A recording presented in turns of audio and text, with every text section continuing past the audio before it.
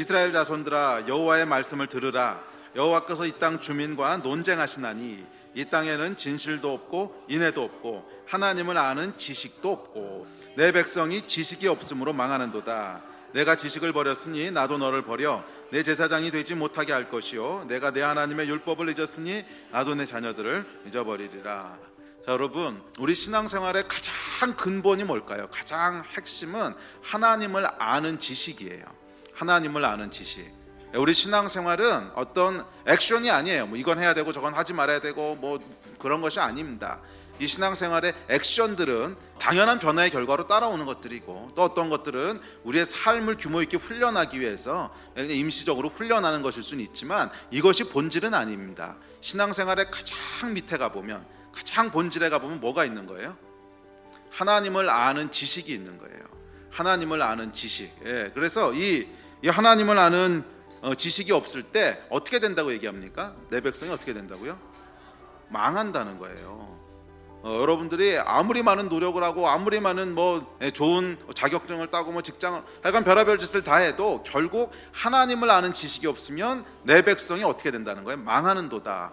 이것이 여러분 성경의 선포입니다. 우리 인생 가운데 하나님을 아는 지식이라고 하는 것은 절대적인 요소라는 거예요. 절대적인 요소. 그렇다면 우리가 어떻게 하나님을 알 수 있는가? 어떻게 하나님을 아는 지식을 얻을 수 있는가? 자, 오늘 호세아서 본문에 보면 여기에 대해서 아주 중요한 얘기를 하고 있습니다. 어떻게 안다 그랬냐면 내가 내게 장가들어 영원히 살리니 그런즉 너희가 여호와를 알리라, 이렇게 얘기하고 있어요. 어떻게 하나님을 안다는 거예요? 하나님을 아는 지식에 대해서 우리가 많은 연구를 하면 하나님을 알리라 이렇게 나와 있지 않고요. 너희가 많은 노력을 기울이면 하나님을 알리라 이렇게 나와 있지 않고 공부를 해서 하나님을 알리라 이런 표현이 없고요. 뭐라 그랬냐면 내가 내게 장가들어 영원히 살리니 그런즉 너희가 여호와를 알리라. 자, 여기서 장가들다라고 하는 단어가 참 재미있는데요. 이제 히브리어로 보면 아라스라고 하는 단어예요. 이 단어의 뜻은 뭐냐면 결혼보다는 약혼할 때 더 많이 쓰이는 단어예요. 히브리어에 보면 결혼에 해당하는 다른 여러 단어들이 있습니다. 다른 여러 단어들이 있는데 결혼이 아닌 약혼에 쓰이는 의미인 아라스라고 하는 단어를 썼습니다.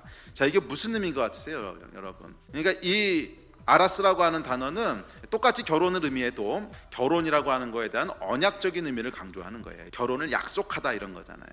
자, 이것이 오늘 이 호세아서에서 얘기하는 여호와를 아는 지식에 대한 가장 핵심적인 단어입니다. 그래서 여기 보면 내가 내게 장가들어 영원히 살리니 그런즉 내가 여호와를 알리라 했을 때 안다라고 하는 단어는 당연히 뭘 썼을까요?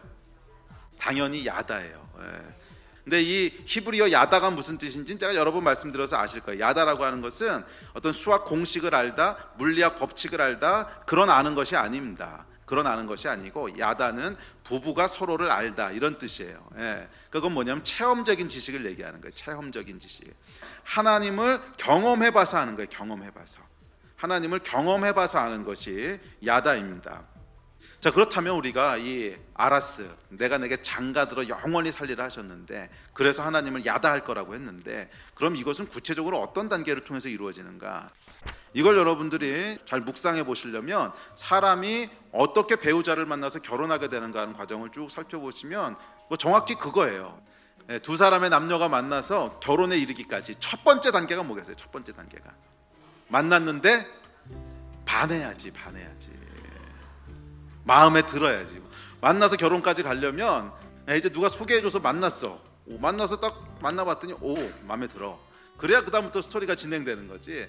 만났는데 야 어디 그런 사람을 소개시켰냐 이러면은 그 다음 스토리는 안 나가는 거죠. 무슨 얘기인지 알겠어요? 그러니까 가장 중요한 게 뭐냐면 마음에 들어야 돼. 그 얘기는 뭐냐면 그 사람을 알아보고 싶은 마음이 있어야 된다는 거예요. 아, 이 사람은 마음에 드네 하는 순간 그 다음부터 일어나는 프로세스는 뭐냐면 이 사람이 어떤 사람인가 궁금해지는 거죠. 이 사람에 대해서 알아보고 싶네. 그 사람은 고향이 어디래? 어디 출신이래? 하는 일은 뭐야? 성격은 어떻대? MBTI는 뭐야? 계속 물어보게 되잖아요. 이게 뭐냐면 그 사람에 대해서 알아보고 싶은 마음이 생기는 거죠. 자, 하나님을 아는 지식의 첫 번째 단계가 이거예요. 물론 우리가 이 하나님과 인격적인 만남이 있어야죠. 그건 뭐냐면 거듭남인데, 약간 거듭남이라고 하는 거 우리가 잠깐 젖혀두고, 그건 우리가 이미 다 여러분 경험하셨다고 제가 믿고요. 그럼 그 다음 단계가 뭐냐면 하나님을 알아보고 싶은 마음이 있냐는 거예요. 여호와를 아는 지식을 추구하는 마음이 있냐는 거예요. 이 마음이 여러분 있으십니까? 사실은 하나님을 아는 지식이라고 하는 것에 있어서 가장 중요한 것은 많이 배우는 게 아니에요. 이것은 관계적인 지식을 잘 이해하지 못해서 자꾸 그런 이제 오해를 하는 건데, 관계적인 지식에 있어서 가장 중요한, 그 사람이 어떤 사람인지를 가장 많이 알게 되는 건 뭐냐? 관심이에요. 관심. 알아보고 싶은 마음이에요. 그래서 여러분, 관계적인 지식의 첫 번째 단추는 하나님을 알고 싶어하는 마음이 있냐는 거예요. 하나님을 아는 지식에 대한 갈급함이 있냐는 거예요. 이게 없으면 절대로 이것은, 이 지식은 발전돼 가지 않습니다. 그래서 우리가 신앙 안에서 어디까지 성장하고 어디까지 이룰 수 있는가는 사실 여기서 결정되더라고요. 하나님을 알기 원하는 그 마음, 그 갈망에 비례해서 우리가 어디까지 갈지가 결정됩니다. 여러분, 설악산에 가보셨어요? 이 설악산에 가면요, 입장료를 내고 국립공원에 입장합니다. 근데 들어가 보면 우리를 제일 먼저 반기는 게 있습니다. 여러분 뭔지 아세요? 큰 곰. 국립공원에 들어가면요, 그 앞에 큰 곰으로 만들어 놓은 동상이 있어요. 곰 동상. 그러면 사람들이 이제 설악산에 들어왔으니까 막 신나잖아요. 공기도 맑고 앞에 멋있는 산도 보이고. 그러니까 제일 먼저 뭘 하냐면 거기 가서 사진을 찍습니다. 곰을 뒤에다 딱 두고 이제 그 앞에서 가서 막 사진 찍고 셀카 찍고, 그러고 딱 오른쪽을 돌아보면 뭐가 있냐면요, 파전을 팔아요. 파전하고 도토리묵을 팔아요. 그리고 이제 산에 조금 관심이 있는 사람들은 거기서 조금 시간을 보내다 산행을 시작합니다. 1시간쯤 걸어가면 이제 비선대라고 나옵니다. 그럼 비선대까지 가면 정말 절경이 기다리고 있습니다. 그리고 거기서 조금 더 올라가면 이제 금강굴이라고 나옵니다. 금강굴. 근데 금강굴까지 가려면 조금 더 힘들어요. 조금 더. 거기서부터는 경사가 본격적으로 이제 경사가 올라가기 시작합니다. 그리고 금강굴을 지나가면 이제 훨씬 더 높은 산에 올라가게 되요. 그다음에 이제 소청 나오고 중청 나오고, 그래서 마지막에 대청봉까지 올라가게 되는 그 이제 여정이 있다는 거예요, 코스가. 그런데 여러분, 우리의 영적인 여정이 어디까지 갈 건가 하는 것은 정확히 뭐에 의해서 결정되냐면 하나님을 알고자 하는 갈망이 얼마나 있는가 하는 것에서 정확하게 결정이 돼요. 하나님을 알고 싶어하는 그 궁금증, 하나님을 알고 싶어하는 그 갈망함, 하나님을 아는 지식에 이루고자 하는 그 원함이 얼마나 있느냐에 비례해서 여러분들이 그냥 파전만 먹고 돌아갈 건지, 아니면 비선대까지 갈 건지, 아니면 대청 꼭대기까지 올라갈 건지가 결정된다는 거예요. 여러분은 어디까지 이르기 원하십니까?